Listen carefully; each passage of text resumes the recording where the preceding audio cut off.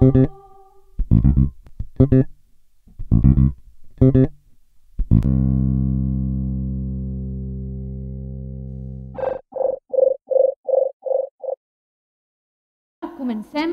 el nostre programa amb un dissenyador de videojocs que ha començat des de molt jovenet, ha tingut la passió pels videojocs i l'ha desenvolupat en una direcció realment increïble perquè ha pogut fer un videojoc que avui en dia és famós a tot arreu.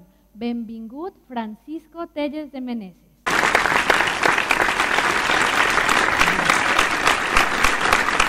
Muchas gracias, Patricia. Gracias por invitarme a ¡Ay, Cataluña! ¿Se dice así? Sí. ¡Ay, Cataluña! Sí. Bien, voy a contar un poco mi historia, ¿no? Hace unos 26 años, pues yo era un chaval, tenía 14 años, y vinieron mis padres y me dijo, ¿tú qué quieres, la moto o el ordenador? Y yo le dije, el ordenador. Total, que me regalaron el ordenador, un MSX, y claro, aquello era la leche, me encantó, era como mi pasión, lo supe en el momento en que lo vi, es como cuando te enamoras del flechazo, dice, eso es lo mío. Total, que durante 10 años, pues en vez de estar jugando al fútbol o tocando el violín, pues hacer videojuegos se convirtió en mi hobby. Y claro, fue una época maravillosa, era el hobby de hacer videojuegos, nadie los hacía y bueno, entonces, ¿qué pasó? Todo esto cambió radicalmente cuando me contrataron una empresa de hacer videojuegos, una empresa de verdad, que dije, fantástico, o sea, me van a pagar por hacer un hobby. Y dije, me apunto. Total, que allá a finales del siglo XX me apunté a una empresa, Ubisoft, y a raíz de ahí pues empecé pues, a trabajar profesionalmente en el tema de los videojuegos. ¿Y qué pasó? Pues que durante otros 10 años estuve viviendo lo que es la experiencia de los videojuegos, pero desde el ámbito profesional. Cobrando, todo muy bien, pero hay un lado oscuro en todo esto, y es que cuando trabajas profesionalmente para hacer videojuegos, claro, no haces lo que quieres. En un hobby tú haces un poco lo que te gusta, lo que quieres, pero cuando es profesional y hay que venderlo, pues normalmente siempre hay alguien que está encima que te dice qué tienes que hacer. Y ese fue mi caso. En empresa grande, pues el de arriba decía, hay que hacer esto. Y en empresas pequeñas, pues era el cliente quien decía, hay que hacer esto. Y claro, pues eso pues me fue calando poco a poco. Cada día me siento más triste porque, claro, no podía hacer en mi vida profesional el tipo de videojuego que a mí me gustaba hacer. Y al final, pues llegó un día que en una charla con mi mujer, pues le expresé un poco mis sentimientos. Le dije, cariño, estoy triste porque en mi vida profesional no puedo hacer el tipo de videojuegos que me gusta hacer. Y ella me dijo, tira a la cocina, frega los platos. Es mentira, tenemos lavavajillas en casa. Ella me dijo, pues si no puedes hacerlo en tu ámbito profesional, hazlo en tu tiempo libre. Total, que le hice caso, qué idea más buena, y me puse a hacer videojuegos otra vez como hobby. Trabajaba haciendo juegos, pero también empecé a hacer mi juego que yo quería hacer en mis ratos libres. Y durante 2 años pues estuve día y noche, estuve fines de semana, tiempo libre, me levantaba a las 5 de la mañana, sacaba las horas donde podía y estuve pues desarrollando el tipo de dibujos que yo quería hacer, pero para mí, como hobby, porque me gustaba hacerlo, porque me sentía feliz. Pero ¿qué pasa? Que entonces era diferente que cuando era pequeño, porque llevaba 10 años de experiencia en ámbito profesional en la espalda y también existía Internet y PayPal y todo esto. O sea, era el ámbito perfecto para publicarlo. Y me dijeron mis amigos, Fran, esto no es la porquería que hacías hace 10 años, esto mola cacho. ¿Por qué no lo publicas? Y entonces yo cogí y dije, vale, vamos a publicarlo, a ver qué pasa.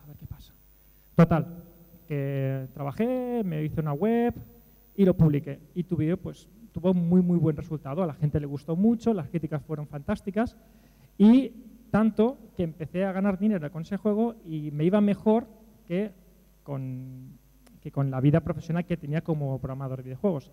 Entonces, ¿qué hice? Pues dejé el trabajo en empresas y me puse por mi cuenta con este juego. Por lo que el hobby, que luego fue profesional, y que luego pasó a ser hobby, pasó otra vez a ser profesional. Y vaya ciclo, vaya ciclo. Y ahora pues estoy en ese momento, en que como el juego ha tenido éxito y me he puesto por mi cuenta, ahora mi hobby es también, es mi parte profesional, es mi vida profesional. Y supongo, siguiendo el ciclo, veré que llegará un momento en que me lo tomaré tan en serio que a lo mejor se apagará un poco la pasión y entonces querré volver a hacer otra vez otro tipo de juego que no puedo hacer en el ámbito profesional, porque a lo mejor no sé qué le gusta a la gente o porque no es lo que espera la gente, etcétera, etcétera.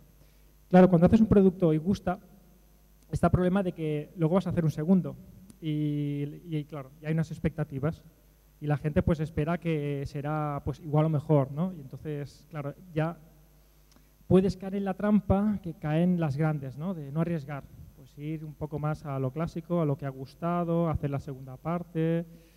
Y bueno, esto es un poco la historia de mi vida con el tema de los videojuegos, un poco de background. Pues muchas gracias. Ven aquí De entonces, nada. ahora No me nos atrevo. sentamos para hablar un poquitico aquí. No me atrevo. Ay, sí, no te dé miedo, no te dé miedo. ¿Dónde me siento? ¿Aquí o allí? Siéntate aquí para verte así, para verte mejor, como Hola. la caperucita roja, ¿no? Sí, sí. Bueno, es tan interesante tu historia porque tú la cuentas con tanta pasión. Entonces dime, ¿cómo fue cuando eras niño? ¿Ya jugabas con los... Vamos, si jugaba. Era un friki. Un friki solamente con ordenadores? Antes no existían los frikis, ¿eh? Pero salieron los ordenadores y era lo que se llama asocial. ¿Y esto estamos hablando de qué edad? ¿A qué edad tuviste tu primer ordenador? A los 14 años. Sí, sí, ¿Y era sí. que un Commodore 64? Era un, cosa así? parecido, era un MSX. 128, 64. 64. En aquellos tiempos. Con cassette. Pip, pip, sí, de ese tipo. ¿Y tú ya empezaste a programar en BASIC y hacer cosas de ese tipo? Efectivamente, me pillé un libro que había por allí de desarrollo, de programación, empecé a ojearlo, a probar y todo autodidacta.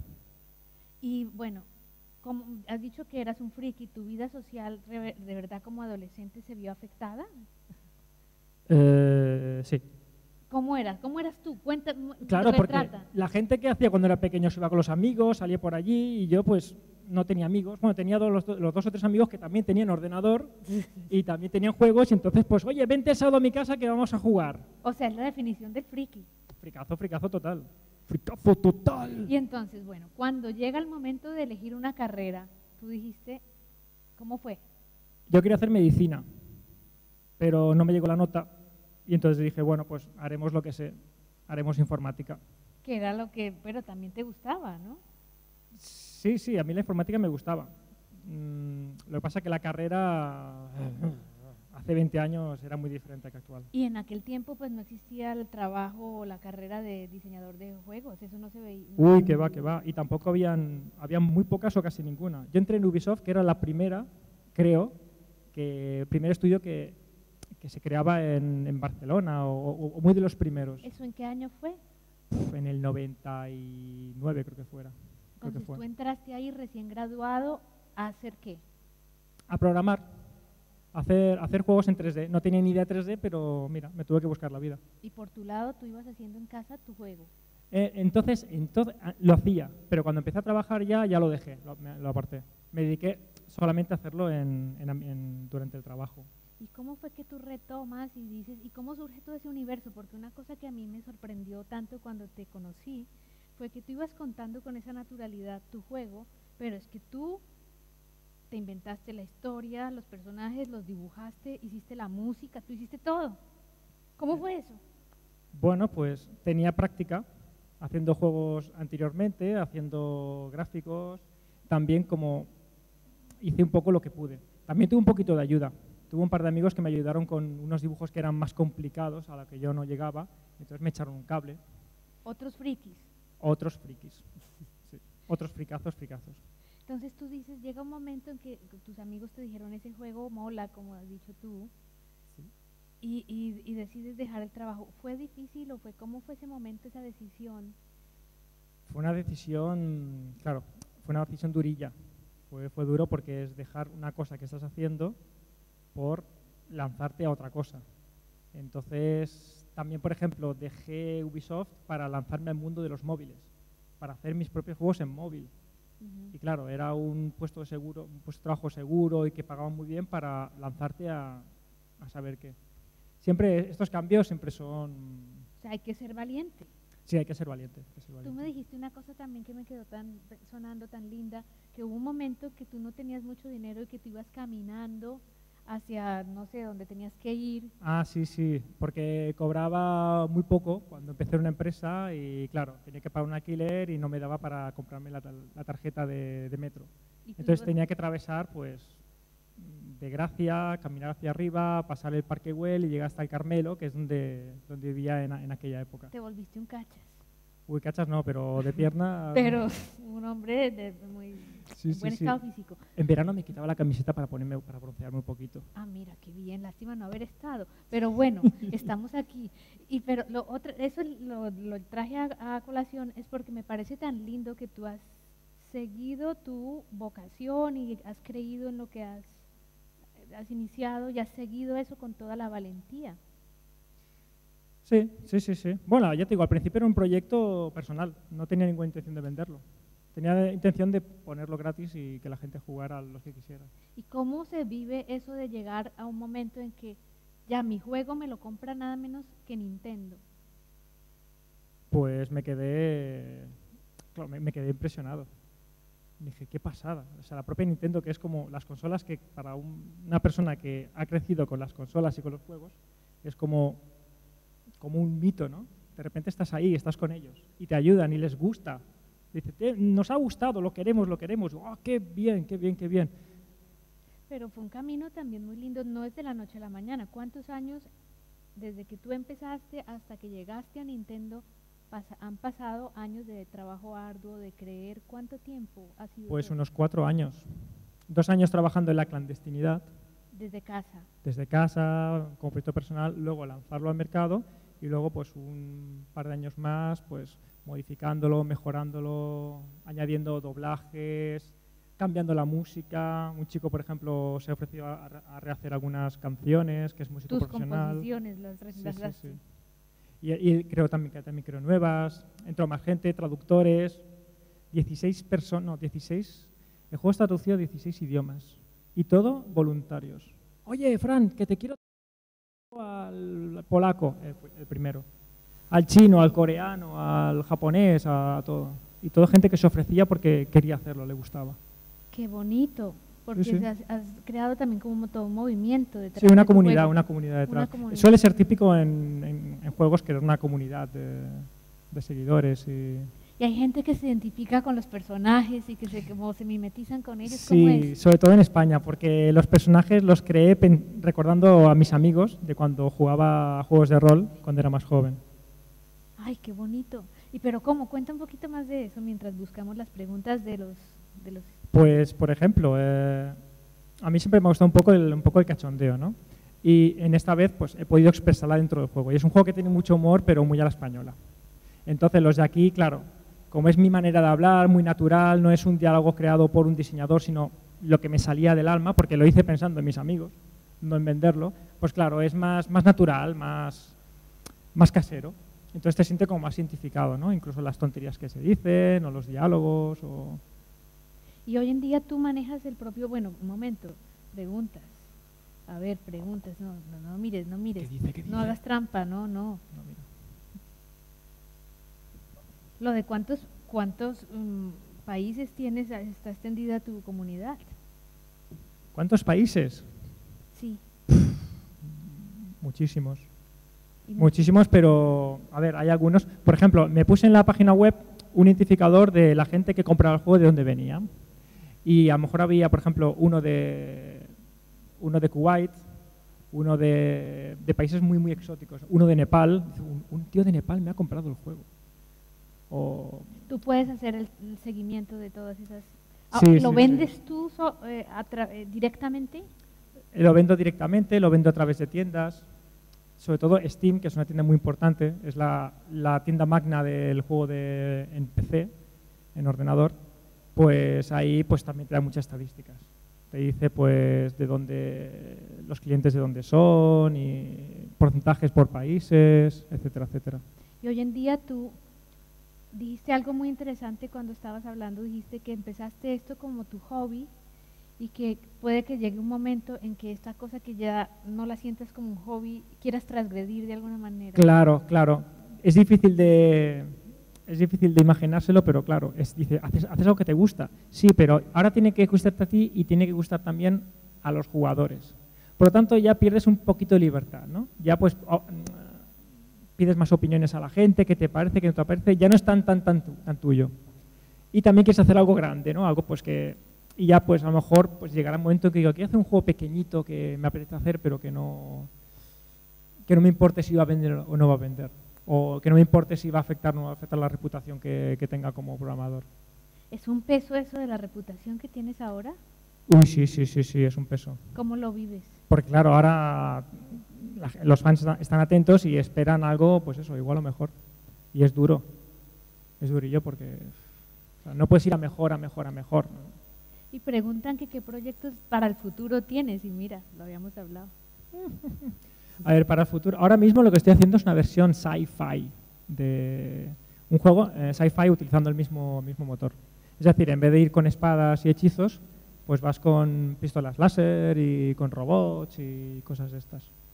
Y en cuanto a la historia, ¿cómo empezó esa historia? ¿Cuál fue el germen de la historia? ¿De la historia de un Epic? Sí, de un Epic. De un Epic estuve como 3 meses pensando en una historia épica, súper chula, de unos dioses que llamaban a través de los sueños a un personaje, a nuestro héroe, y después de hacer todos los diálogos, de imaginarme toda la historia, yo estaba orgulloso de, oh, qué bien, qué original que soy, ¿eh? Total, que lo enseño a mis amigos y uno me dice, tío, pues esta es la historia del Zelda, que es un juego muy famoso de Nintendo, ostras, que yo no había jugado. Y resulta que la historia era pues muy parecida. Y dije, ostras, ¿es posible tantos meses de trabajo? ¿Y ahora qué hago? Total, que se lo comenté a mi mujer otra vez y le dije, me ha pasado esto. Tu mujer realmente es un apoyo muy importante. Sí, me dijo, pues, ¿por qué no haces un juego de un tío que se va por el tiempo al pasado? Claro, mi primera reacción fue, no digas tonterías, ¿no? Pero luego lo pensé, ostras, si hago un tío de hoy en día que va al pasado, puedo meter un montón de fricadas, puede ser el juego menos serio, más llevadero, más divertido y mira, y lo hice. Para ti siempre, cuando tú lo cuentas, se siente como algo muy divertido. Sí, porque es una historia cachonda. Pero todo, el hacerlo. A ver, el juego es serio porque tiene un montón de cosas, pero lo que es la historia y los diálogos es humor de aquí. Y antes de que se nos acabe el tiempo, lo que han preguntado del futuro, del sci-fi que has dicho y qué más. Sí. Luego tengo un proyecto entre manos que quiero empezar con un crowdfunding, porque es un proyecto, esto sí que es una cosa un poco rara. Los indies hacemos cosas muy raras, es lo que nos diferencia un poco de los AAA, ¿no? Que hacemos cosas nos va la olla. Pues es un proyecto que lo que tú haces en el juego luego pasa en la realidad. ¡Ah! ¡Qué miedo! Es decir, que si tú, por ejemplo, te cargas a alguien, luego en la realidad le pegan un tiro a alguien. Pero eso no pasa porque no es de... Claro. Pero va un poco por ahí. Ahí ya tienes una responsabilidad. En un juego normal tú juegas y, yo qué sé, destrozas un edificio y no pasa nada. No pasa nada. Son bits que hay por el ordenador. Pero en este que quiero hacer, este proyecto, cuando tú consigues hacer algo, pues eso, luego por un servidor, se detecta por un servidor y entonces luego... con unos contactos que tengo con unas empresas, pues entonces sucede en la realidad también. Pero es lindo por las posibilidades de construcción de cosas positivas socialmente que tiene eso. Bueno, ¿no? Puede ser, ya lo veremos. Como voy a ayudar a una señora mayor hoy a llevar la compra, o mañana voy a, no sé, hacer una buena acción. Por ejemplo, también podría ser. Ah, qué bonito. Bueno, pues va un poco por ahí, es un experimento.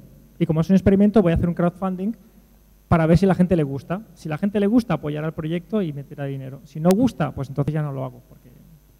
Ah, pues bueno, ya hemos llegado a nuestros 6 minutos. Muchas gracias. Aquí podríamos estar hablando como hasta mañana porque tú eres interesantísimo, pero vamos a seguir hablando aquí y vamos a seguir pendientes de lo que tú haces. Fantástico. Además que tienes muchos fans en Brasil que dicen que eres guapísimo, cosa que yo confirmo. Bueno, gracias. Muchas gracias.